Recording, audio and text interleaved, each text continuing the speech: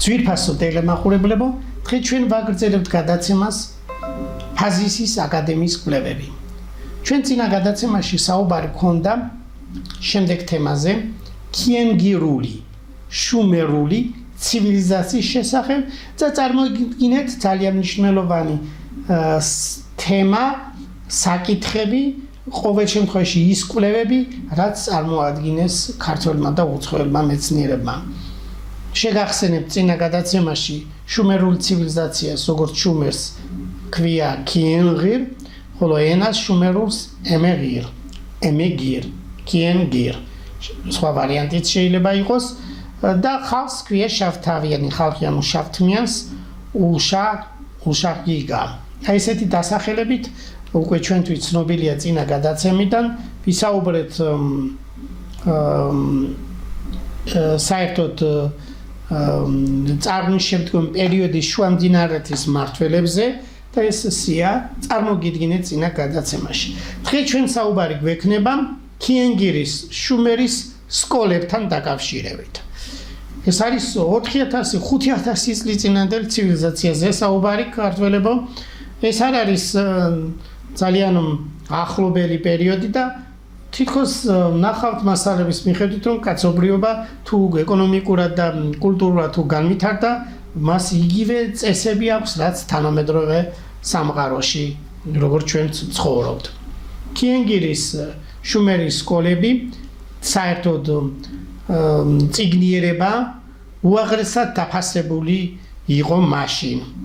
შუმერებმა შექმნეს ფორმალური განათლების პირველი ინსტიტუტები, რომელსაც ერქვა ედუბა. აი ესეთი დასახელებით არის თიხის პირპიტებზე მოცემული განათლება ძირითადად მოიცავდა წერას, მათემატიკას და ენობრივ თემებს, ანუ ენობრივ საკითხებს, გრამატიკას. სწავლის საფასური იყო ფასიანი, ამ შემთხვევაში უწევდა სწავლულებს გადაეხადათ შესაბამისი თანხა. განათლებული იყო პრივილეგირებული ელიტა, ხელისუფლების მთლიანი წარმომადგენლობა, წიგნობრები და ასე შემდეგ. ძვირფასო ქართველებო, არავითარ შემთხვევაში არ ჩანს თიხის პირპიტაზე, რომ რომელიმე ხელისუფლების წარმომადგენელი არ იყო ედუბა დამთავრებული, ანუ სკოლა დამთავრებული, უმაღლესი განათლება, რომ ვთქვათ ასე მაშინდელი, სხვა შემთხვევაში წერა-კითხვის უცოდინარი და შესაბამისი ცოდნე, გამოცდილების მქონე პიროვნების გარეშე სახელმწიფო ხელისუფლებაში წარმომადგენლები არ ინიშნებოდნენ და არც მწიგნობრები და ასე შემდეგ. დღეს ჩვენ წარმოგიდგენთ ერთ-ერთ მნიშვნელოვან თიხის პირპიტიდან წარწერის ნაწილს, რომელიც რამდენიმე თიხის პირპიტაზე წარმოდგენილი ზოგი სხვადასხვა მუზეუმში ინახება და ამაზე გესაუბრებით. აი მაგალითად ტექსტი სულ 91 სტრიქონისგან შედგება. ამ ტექსტის 21 ასლი აღმოჩენილი, 13 ასლი ფილადელფიაში, პენსილვანიის უნივერსიტეტის მუზეუმში ინახება, 7 ასლი სტამბოლში, ძველი აღმოსავლეთის მუზეუმში, 1 ასლი პარიზში, ლუვრის მუზეუმში, რომელიც ჩვენ სათითაოდ გვაქვს ნანახი და შესაბამისად ნამუშევარი ვართ ამ საკითხზე და ფოტოებიც გადავიღეთ და გვაქვს ეს ჩვენს არქივში.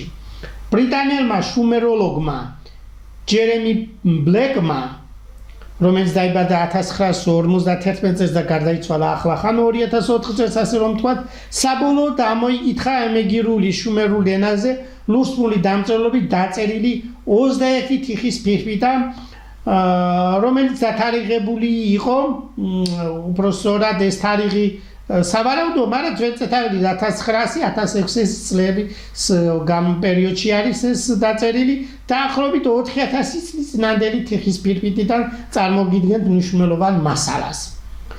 სიხარულის მომგვრელი იყო ორიგინალი თიხის პირპიტებზე ჩვენ მიერ თვალის შევლება. ეს შესაძლებლობა მე პირადად ჰქონდა ფილადელფიაში, სტამბოლსა და პარიზში. ახლა წარმოგიდგენთ ამ პირპიტის ტექსტიდან შემდეგ ნაწყვეს. თქვენ ნაწყვეტის რაღაც ნაწილი შეგიძლიათ ნახოთ სემუელ კრამერის წიგნში. წიგნს ქვია სათაური ასეთია, ისტორია იწყება შუმერიდან და ის ქართულად თარგმნა მარინე სოხაძემ და გამოცემულია 1988 წელს.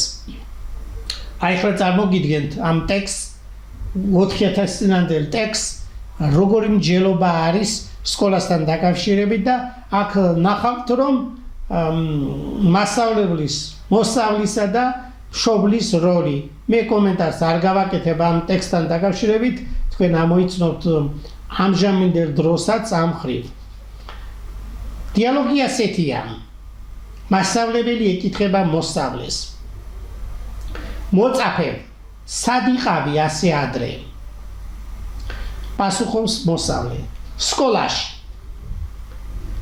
მასწავლებელი ეკითხება რას აკეთებდი სკოლაში უფრო სწორად ჩვენ შეგვეშალა ბოდის გიხდით ანუ მშობელი ეკითხება მოსწავლეს ანუ ეს აზრი არის უფრო იმიტომ ამ თიხის ფირფიტაზე არის რამდენიმე ნაწილი ამოშლილი და დროთა ვითარებაში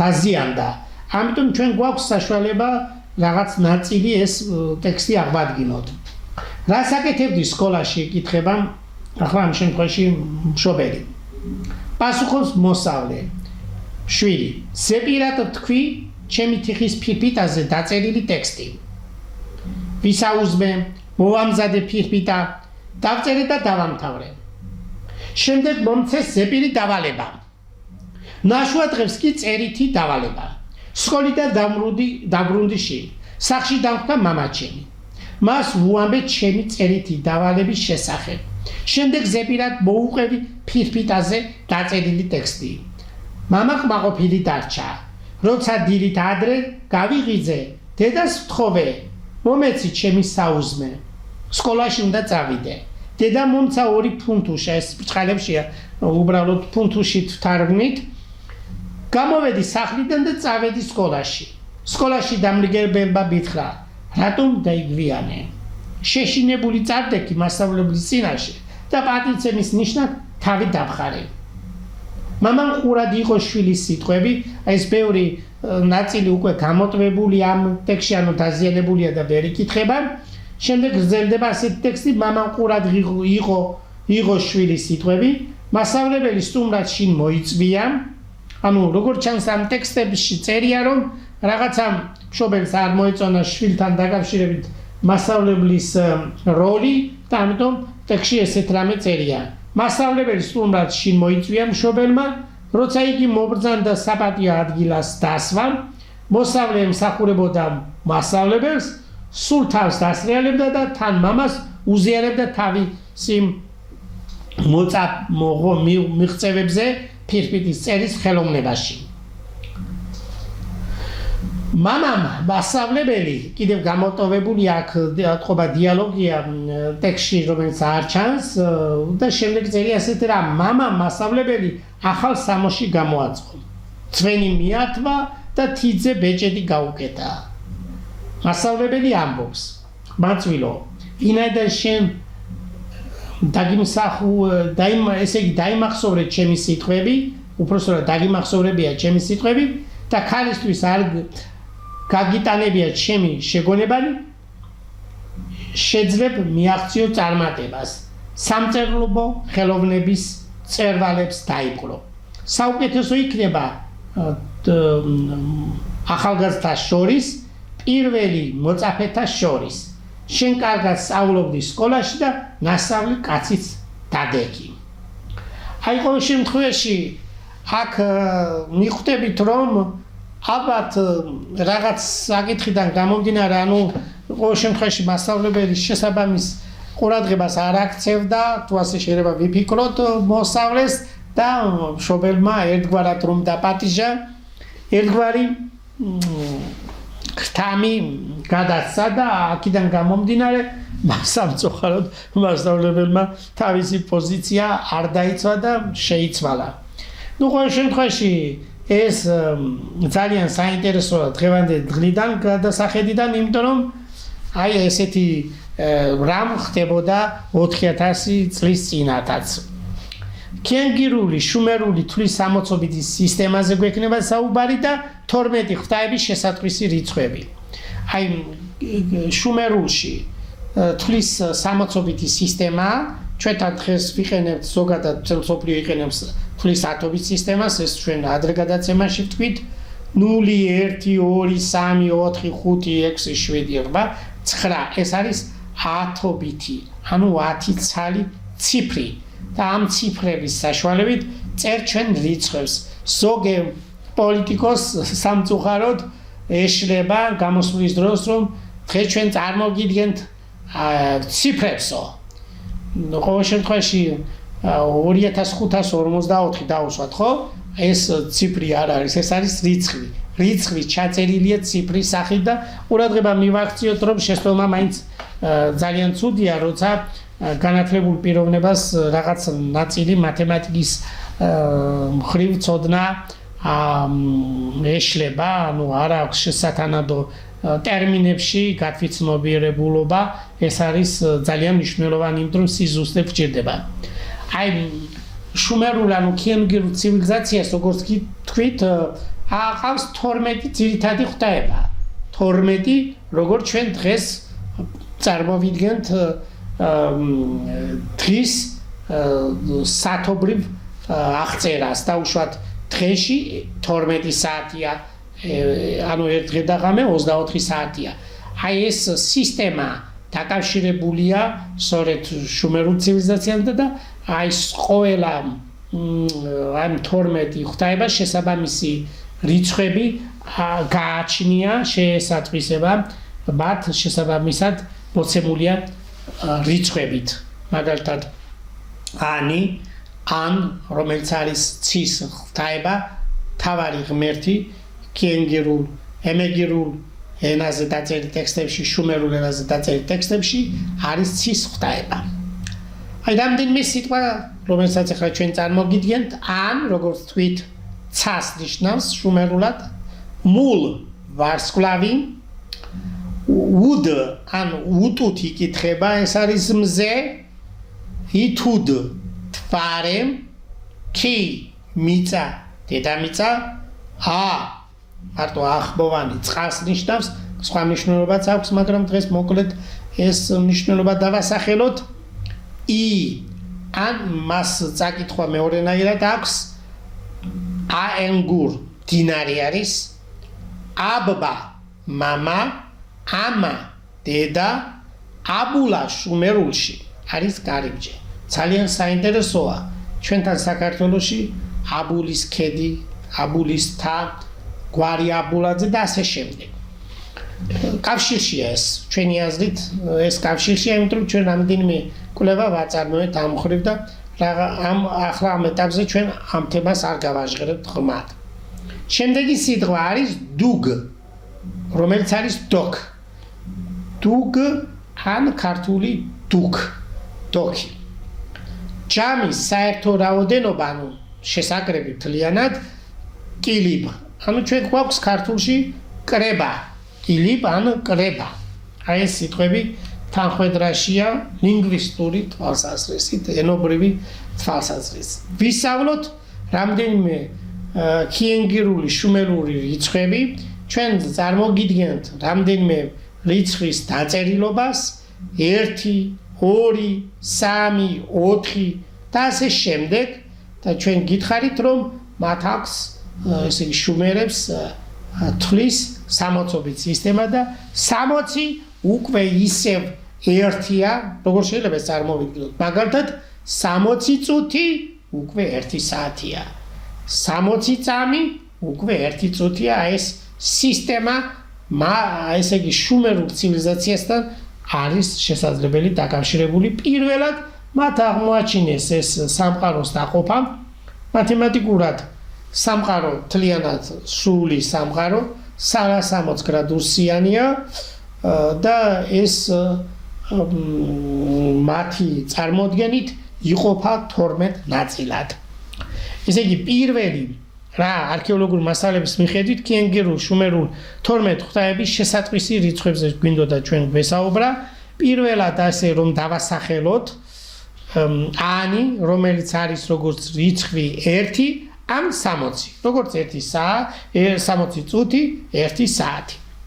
ანუ ანი 1 ან მეორე მნიშვნელობით 60.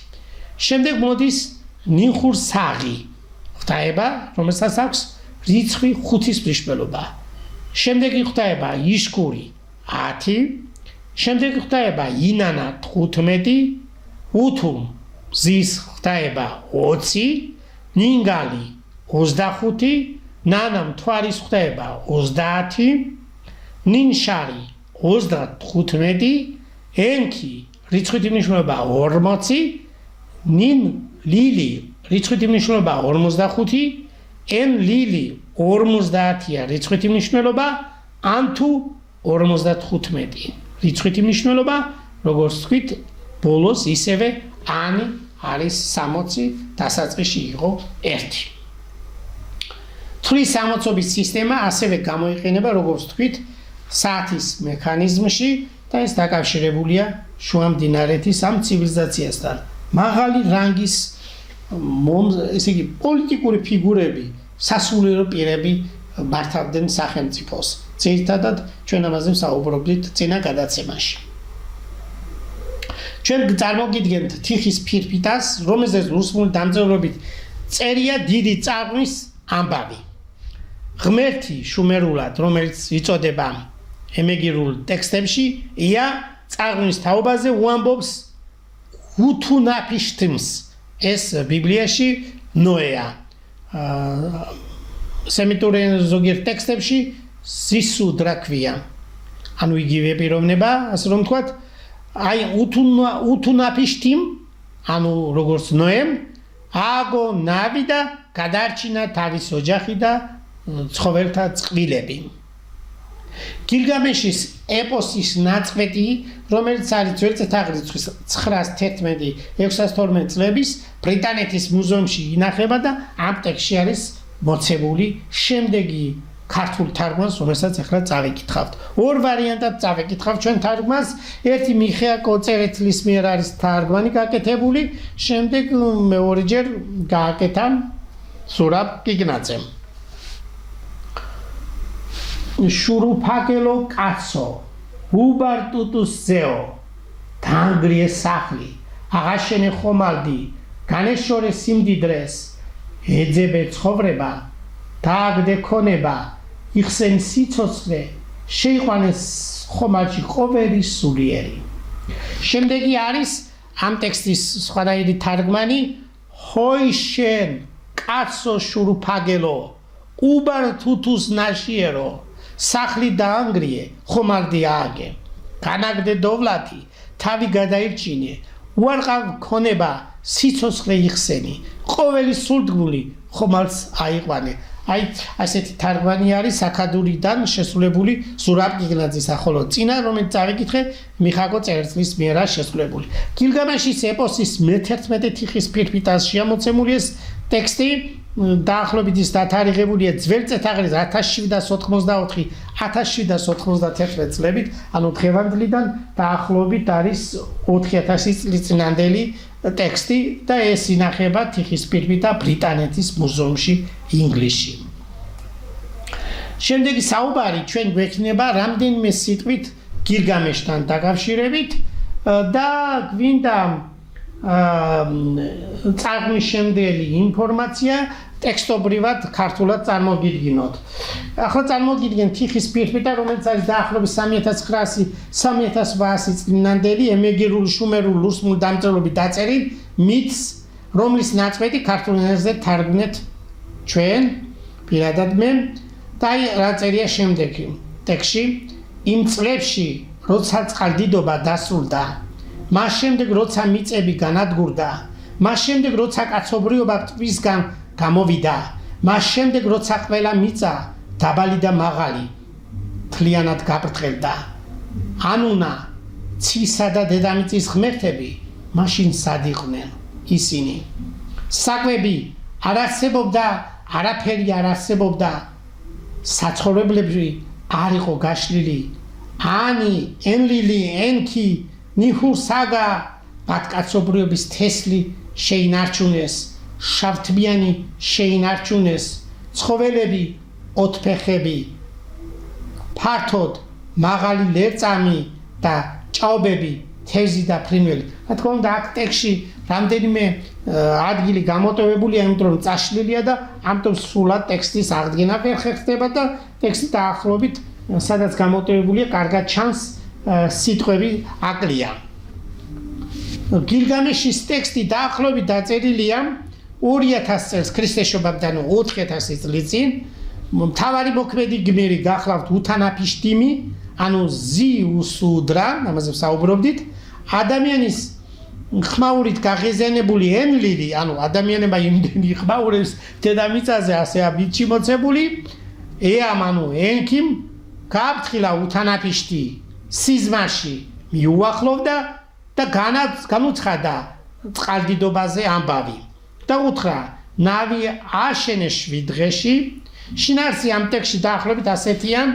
შინაარსში მოცემულია ოჯახი, ნათესავი, ცხოველები, ხელოსნები, ოქრო, 6 დღე და ღამე წვიმა და წყალდიდობა, იშტარი, ანუ ინანა ნანობს საფრთხო საბჭოს გადაწყვეტილებას და ბევრ რამე წერია გდაბა იმაში, ნავი ჩამოდის ნისირზე, გამოუშვებს ტრედს, მერცხალს და ყორღანს, სხვებს შეწირვა წირვა, იშტარის ყელსაბამი ცაში ჩასმულ ნიშნად. აი ეს დაახლოებით ჩამონათვალი, რომელიც არის ძირითადად ტექსტში მიმართული, იგივე ახლა შევადაროთ. გილგამეშის ტექსტი დაახლოებით დაწერილია 4000 წლის წინ, ხოლო ბიბლიის დაბადების ტექსტი დაახლოებით დაწერილია 3000 წლის წინ, ანუ ძველი წელთაღრიცხვის მე-6 საუკუნეში დაახლოებით შეიძლება ასე ვთქვათ. უთანაფიში ანუ ზიუსუდრა არის იგივე ნოე. ადამიანის ხმაურით გაღეზიანებული აქ არის ბიბლიაში ღმერთი შესრულებულია კაცობრიობის ბოროტებით. ენქი აფრთხილებს უთანაფიშ სიზმარში მოახლოებულ წყალდიდობაზე, სწორედ აი არის ბიბლიაში, ანუ ძველ აღთქმაში ნოე აირჩია მართალ კაცად ღმერთმა. ეს არის ძველი აღთქმის ტექსტები, რომელიც თქვენ მოგეხსენებათ, რომ აბრამი გამოდის ურუ ქალაქიდან, ურუქი ეს მოგეხსენებათ ლინგვისტური ცვლილებით დღევანდელი ერაყია, იგივე ტერმინია ეს ერაყი და ურუქი. ურუქზე ჩვენ საუბრობით ერეხია ქართულად, ერექი წერია შუმერულ ტექსტებისგან განსხვავებით ბიბლიურ ტექსტებში. ერეხზე, მერეხზე ჩვენ თქვით ამაზე ვსაუბრობდით. აი სწორედ ეს ინფორმაცია შუმერულ ტექსტებში არის მოცემული. ნავი ააშენა 7 დღეში, ხო? დაუშვათ უთანაფიშტიმი. აი ნოეზე არის ნათქვამი, მიყვება ღვთის მითითებას კიდობნის ასაგებად. აი სწორედ იგივე შინაარსია ტექსტში დაახლოებით შინაარსი, რომელიც ჩვენ თქვით რამდენიმე წუთის წინ გილგამეშის ტექსტში ეს არის ოჯახი, ნათესავი, ცხოველები, ხელოსნები, ოქრო, ხო? ახლა აქ წერია ბიბლიაში მთავარა შინაარსი არის ოჯახი, 7 სუფთა ცხოველი, 2 უწმინდური, 40 დღე და ღამე წვიმა, ხოლო გილგამეში არის 6 დღე და ღამე წვიმა, წყალდიდობა. იშტარი, ინანა ნანობს საფრთხო საბჭოს გადაწყვეტილებას. აი მთელი კაცობრიობა იღუპება ნოეს ოჯახის გარდა, აი ტექსტი დაახლოებით ესეთია. ნავი ჩამოდის ნისირის მთაზე, ხოლო აქ ბიბლიაში არის კიდობანი არარატის მთაზე ეშვება. ეს არის არარატი ურატუ, მოგეხსენებათ. გილგამეში გამოუშვებს ტრედს, მერცხალს და ყორანს, ხოლო ბიბლიაში არის ყორანი ჯერ, ტრედი და მერე ტრედი განთავისუფლებს საერთოდ მოიტანს ამ ესე იგი მნიშვნელოვან ტოტს, რომელიც ამითაც გამოჩნდება, რომ განთავისუფლა კაცობრიობა ამ წყალდიდობის შემდეგ პერიოდიდან გამომდინარე. სხვებს შეწირვა არის მოცემული და წირვა, აი სწორედ შემდეგში ხდება ბიბლიაში სესაწირავი, რომელიც ნოემ უფალს გადასცა. აი ესე რომ ვთქვათ, ანუ შესწირა. იშტარი ის ყელსაბამი ცაში ჩასმულ ნიშნად გამოჩნდა, აი ესეთი არის, როცა გამოიდარა და კაცობრიობა გადარჩა გილგამეშის ტექსტში, ხოლო ბიბლიაში არის სისარტყელა გაიგზავნა ცაზე, როგორც ახალი შეთანხმების ნიშნად ღმერთსა და კაცობრიობას შორის, რომ კაცობრიობას მუდამ გადაარჩენს ღმერთი. დაახლოებით ეს არის ამ ტექსტში მოცემული. ძვირფასო მეგობრებო, ძვირფასო კოლეგებო, ძვირფასო ქართველებო, რამდენი წერია ჩვენ ამ თემებზე მუშაობთ, ქართულ ენაზე თარგმნით დაახლოებით 4600-4500 წლიწადამდელი ქიარგული შუმერული ტექსტები და ერთ-ერთ ახლა უძველეს თიხის პირპიტაზე შემდეგ წარწერას წავიკითხავთ, რამდენიმე ციტატის სახით ეს შეგონება ძალიან მნიშვნელოვანი ეჭქვეშ ნუ დააყენებ დედისა და ღმერთის სიტყვებს ლოცვა სიმრავლე მოაქვს ლოცვა წყალია რომელიც გულს ამშვიდებს არ უნდა თქვა ტყუილი მოგვიანებით ტყუილის ხაფანში გაებმები არ უნდა ლანძღოს სხვა მოგვიანებით ლანძღვა თავად შენ დაგიბრუნდება არ უნდა დაუპირისპირდე ახალგაზრდას არ უნდა იძულოს შენ წინამდე გიბოქმედოს ნივთებს არ უნდა იმსახურო ან არ უნდა თაყვანიცე ზოგიერთი მეცნიერის მიერ მიჩნეულია რომ ეს ტექსტი დაწერილია უბარტუტუს შვილის უთანაფიშტიმის ანუ ნოეს მიერ ხო შემთხვევაში ასე ფიქრობს ზოგიერთი მეცნიერი უბარტუტუს მამა იყო ენმენდურანა ეს უკანასკელი კი გაიგივებულია ენოხთან აგრეთვე აღნიშნავენ რომ ეს მასალა მოსეს ჯულში დაახლოებით ძველ წელთაღრიცხვის 1300 წლიდან შევიდა ну ასე ამბობენ მეცნიერები თუმცა მოგვიანებით არის ძველი აღთქმის ტექსტები მოცემული ებრაულ ენაზე მაგრამ ადრეულ ტექსტებში ვიცით ახლა რამდენიმე გაჩვენებთ აქვე კიდევ მინდა მოვიყვანო რამდენიმე ციტატა შუმერული შეგონებებიდან ნუ იყიდი ვირს რომელიც ძალიან ყროღინებს ნუ დაждები ოთახში და ნუ ითამაშებ გათხოვილ ახალგაზრდა ქალთან ერთად ნუ მიმოფანტავ შენს ხვარს უცხო საძოვრებზე ნუ გამოიტან განაჩენს ლუდისმის დროს აი ეს წაგიგითხეთ ჩვენ და ეს ტექსტები საერთოდ ბევრია შუმერული მასალა მეგრულ ენაზე დაწერილი სადაც მნიშვნელოვანი შეგონებებია მოცემული და უნდა გავითვალისწინოთ დღეს ჩვენ ამიტომ გჭირდება ისტორიის ცოდნა სახელმწიფო მშენებლობაში რომ შემდეგში ადამიანმა აღვაშენოთ კარგად და არ გამიმოოროთ ის მცდარი მართვის სისტემები რაც კაცობრიობამ უკვე გაიარა ძვირფასო ტელემაყურებლებო დღეს ამით შემოვიფარგლოთ ეს მნიშვნელოვანი ტექსტები რომელიც ქართულ ენაზე დღეს ჩვენ წარმოგიდგინეთ ჩვენი მრავალწლიანი შრომის შედეგად არის მიღებული ფართოა ეს და უფრო მეტ მასალას მოიცავს რომელსაც ჩვენ ვცდილობთ ნაშრომების სახით გამოვაქვეყნოთ როგორც საქართველოში ასევე უცხოეთში და შემდეგში ეს ძალიანად წიგნის სახით იქნება მოცემული დაბეჭდილი დღეს ასე ამ გარშემო ამ თემის გარშემო აქ შევწყვიტოთ საუბარი და გავაგრძელოთ შემდეგში დიდი მადლობა ყურადღებისთვის კარგად ბრძანდებოდეთ